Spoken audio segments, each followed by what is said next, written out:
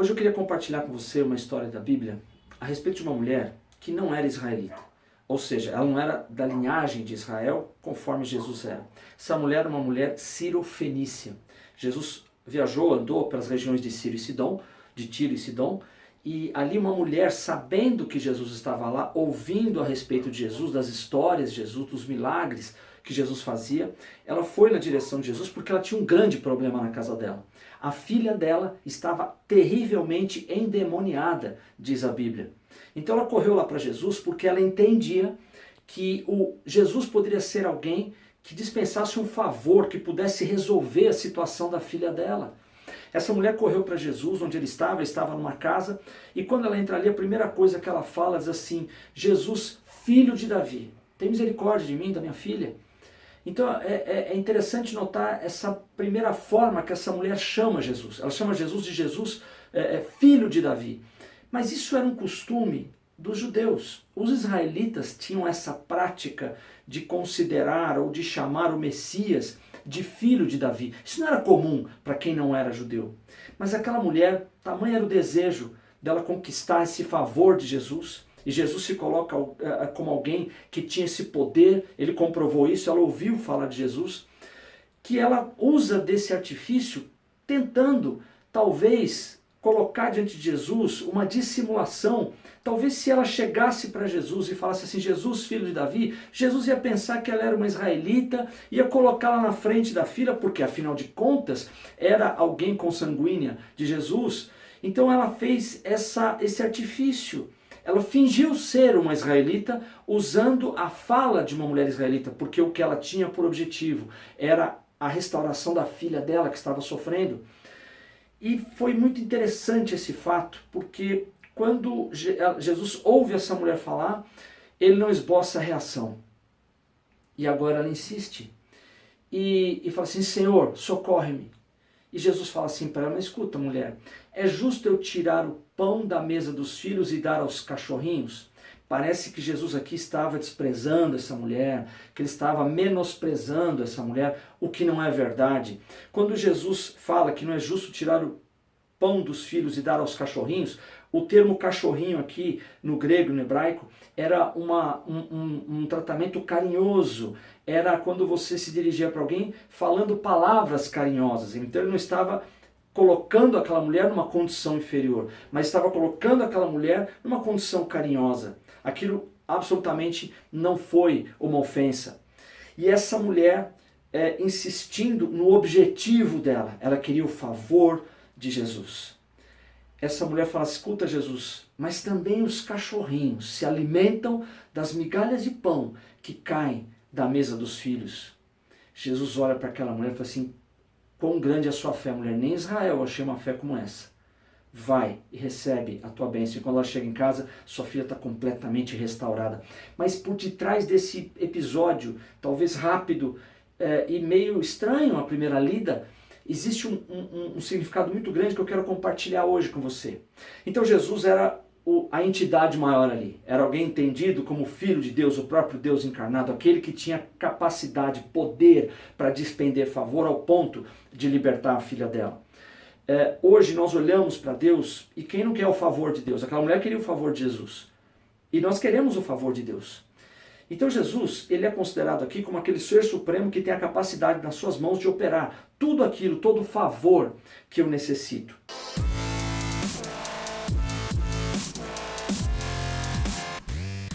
A Bíblia fala que Jesus foi feito justiça por nós. Vamos entender um pouquinho esse conceito de justiça na Bíblia?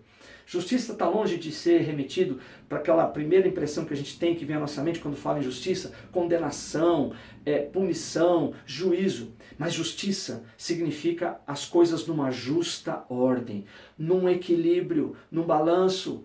Isso é justiça na Bíblia.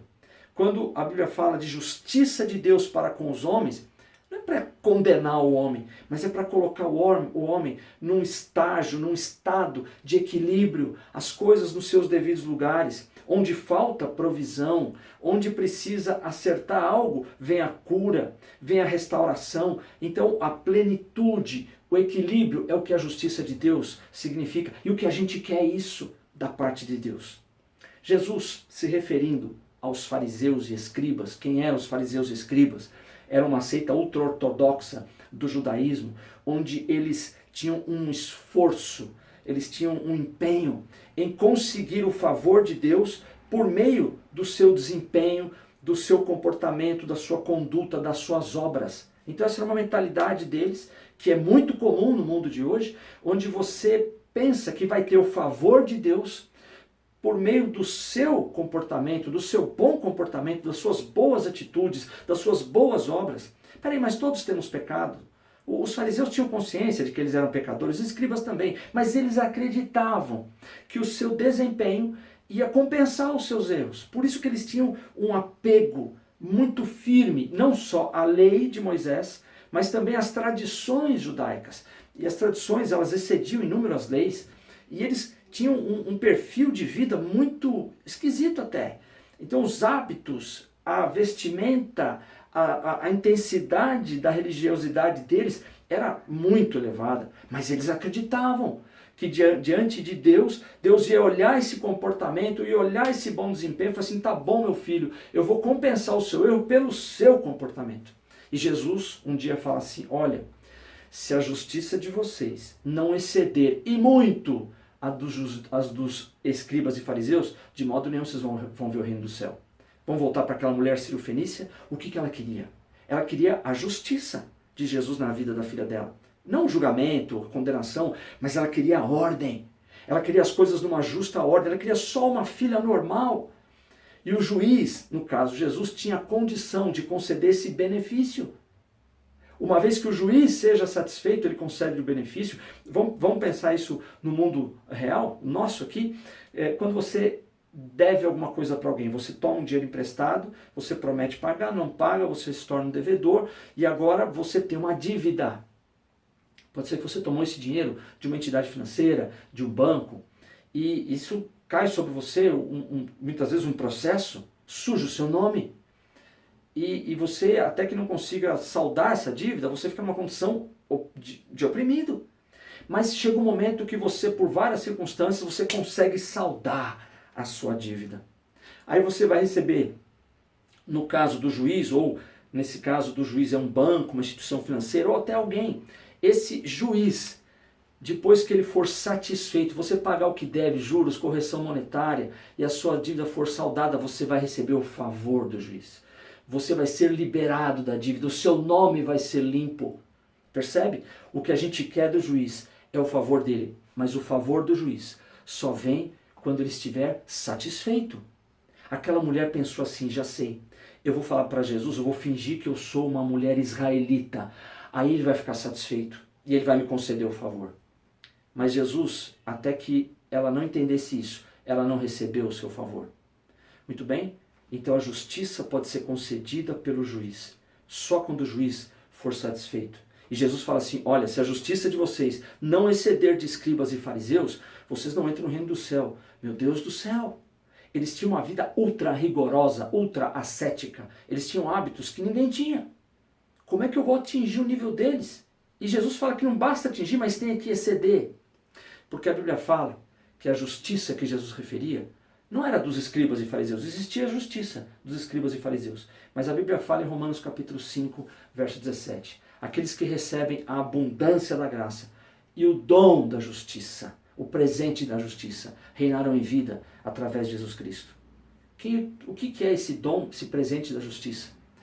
2 Coríntios 5, 21, aquele que não conheceu o pecado, se fez pecado por nós, para que nós fôssemos feitos justiça de Deus.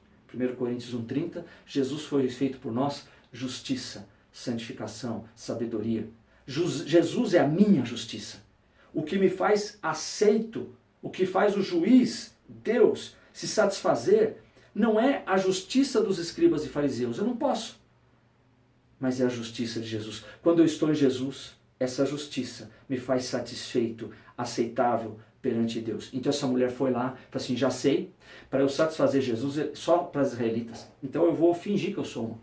E quando essa mulher fala, Jesus, filho de Davi, ele entende que essa mulher estava fingindo, dissimulando, ele não responde.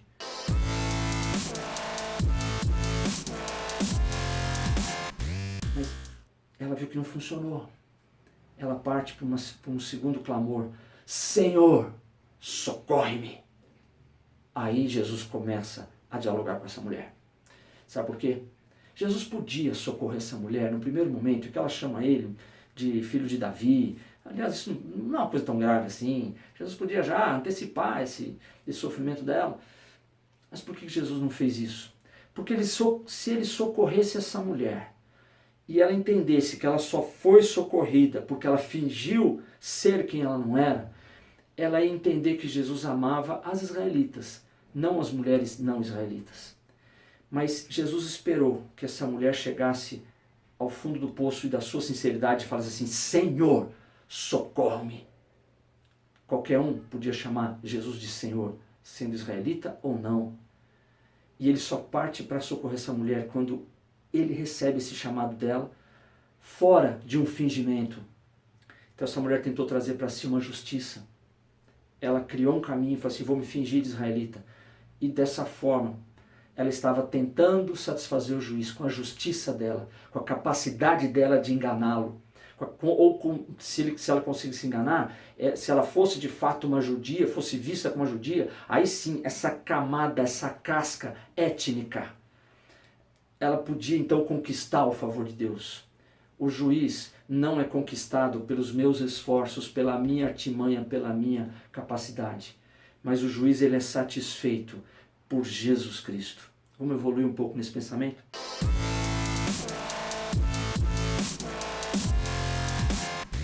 Tem um texto lá em Isaías que fala que a paz vai vir sobre aqueles que estejam estabelecidos na justiça. O que significa ser estabelecido na justiça ou estabelecido em alguma coisa? A Bíblia diz que a justiça de Deus ela é pela fé, não é pela performance, o comportamento dos escribas e fariseus, não é pela dissimulação daquela mulher, pela esperteza dela. Não, a justiça ela não parte de mim. Ela vem como um dom, como um presente de Deus do céu. A justiça eu não alcanço, eu a recebo. Eu não a mereço, eu recebo como dom. Mas para eu estar estabelecido nessa justiça que é um presente, o que significa isso? A Bíblia diz que todas as nossas conquistas com relação ao juiz, Deus, elas não são por mérito, mas elas são mediante a fé. Fé, vou te falar uma coisa, todo mundo tem fé em alguma coisa. Mas a gente está falando de uma fé bíblica. Aquela mulher, aquela mãe desesperada, que ouviu falar de Jesus, que foi correndo para ele, e que ela agarrou aquela palavra, aquela esperança, aquilo que ela ouviu a respeito de Jesus, ela mergulhou naquela história. Ela fez uma caminhada até onde Jesus estava e ela agarrou aquela oportunidade de estar diante de Jesus. Ela fingiu, ela tentou, não deu certo, ela não foi embora, ela permaneceu. Senhor, socorre-me. E Jesus fala: mas é justo dar o pão dos filhos para os cachorrinhos? Mas, Senhor, até cachorrinho come migalha da mesa do pão dos filhos. Essa mulher agarrou aquela oportunidade. Ela se estabeleceu na justiça. Ela teve fé. E sabe o que significa fé? Não é esforço. Ao contrário do que muita gente pensa, fé é esforço. E até quando a gente fala fé, a gente põe o punho em riste, como se fosse alguma coisa que demandasse força. Mas a fé é contrário de esforço. A fé é um estilo de vida. Eu vou até dizer que a fé é uma dieta. É uma dieta porque você escolhe aquilo que vai abastecer sua fé. A Bíblia fala de uma fé cristã. Tem fé em um monte de coisa. Em várias entidades, ou crenças, ou filosofias. Mas a fé bíblica é a fé que diz assim: a fé vem pelo ouvir e ouvir pela palavra de Cristo. Então a fé bíblica é uma fé cristã, é uma fé em Cristo. Essa mulher demonstrou essa fé em Cristo, não pelo seu esforço, mas pelo seu mergulho, pelo seu aprofundamento nessa aproximação de Jesus, nessa insistência, nessa determinação. A fé é um estilo de vida onde você escolhe do que você quer se alimentar. Tem um texto lá em Hebreus. Hebreus fala muito de esperança proposta. Esperança proposta é o que Jesus tem para você. É a tua salvação nessa vida e na vindoura. E nesse texto, tem um texto lá em Hebreus capítulo 3, que fala assim: por isso, santos irmãos, Hebreus 3:1, vocês que são participantes da vocação celestial, considerem atentamente o apóstolo e sumo sacerdote da nossa confissão, Jesus. Aqui está dizendo o seguinte: considere atentamente. A palavra no grego significa katanoia. Katanoia significa você se aprofundar no conhecimento, mergulhar no conhecimento. Essa mulher, ela ouviu por algum meio a respeito de Jesus. E ela se abasteceu, ela se alimentou dessa esperança proposta. É isso que significa fé. É você escolher do que você quer se alimentar. Você quer se alimentar do quê? Você quer se alimentar das notícias, da mídia? Você quer se alimentar de pessoas, de gurus, de filósofos? Você quer se alimentar de estilo de vida? Você quer se alimentar da sua justiça? É uma opção, uma alternativa. Mas a Bíblia fala que o juiz vai me conceder o favor no momento que eu exercer uma fé bíblica. E a fé bíblica é Jesus. E essa mulher se alimentou de Jesus. Hebreus capítulo 3 ainda, nesse mesmo capítulo, no verso 14, diz assim: porque temos nos tornado participantes de Cristo, se de fato guardarmos firmes até o fim a confiança que desde o princípio tivemos. Essa palavra aqui, guardarmos firmes, no grego, ela tem o mesmo prefixo da palavra de atentar em Jesus. Atentar Jesus significa mergulhar, conhecer profundamente, o máximo que você tiver de informação de Jesus, melhor para a tua vida. Essa dieta é boa, alimente-se de Jesus. Um fala uma coisa, o que Jesus diz? O mundo fala uma coisa, o que Jesus diz? Estamos sob pressão, estamos num ambiente de pandemia, de mortes, de ameaças, de contágio, mas o que Jesus fala? O outro texto fala que eu devo guardar firme. Guardar firme significa você agarrar firme, profundamente, intensamente, como um capitão de um navio. Ele quer manter na rota o seu navio num momento de vendaval, de mar agitado e de tormenta. Você imagina a determinação de um capitão, de um almirante, de manter o seu navio na rota num tempo como esse. Ele tem que ter determinação e agarrar firme aquilo. E é isso que a Bíblia fala. Você tem que mergulhar na esperança proposta. E você tem que agarrar firme a esperança proposta.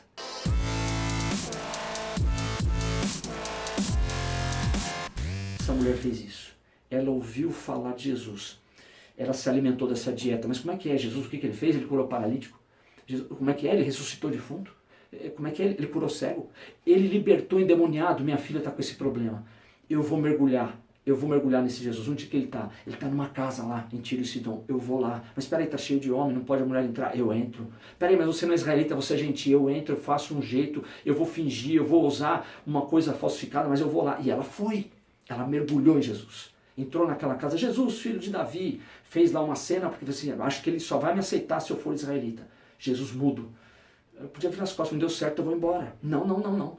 Peraí, eu com determinação vou agarrar isso daqui. Eu vou agarrar essa esperança proposta. Eu ouvi, eu vou agora me comprometer com isso. Senhor, socorre-me. E Jesus fala para ela: mas escuta, mulher, mais um impedimento. É justo eu tirar o pão da mesa dos filhos e dar para os cachorrinhos? Senhor, até cachorrinho se alimenta de migalha. Jesus fala assim: é grande a tua fé, vai lá, mulher. Tua filha está liberta. Ela agarrou firme isso.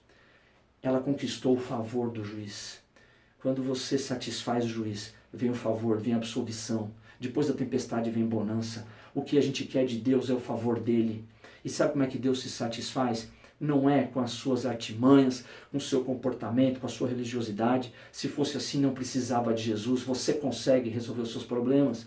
Aquela mulher não precisava correr até Jesus, ela fazia qualquer coisa para libertar sua filha, mas ela não podia. Ela jogou a toalha.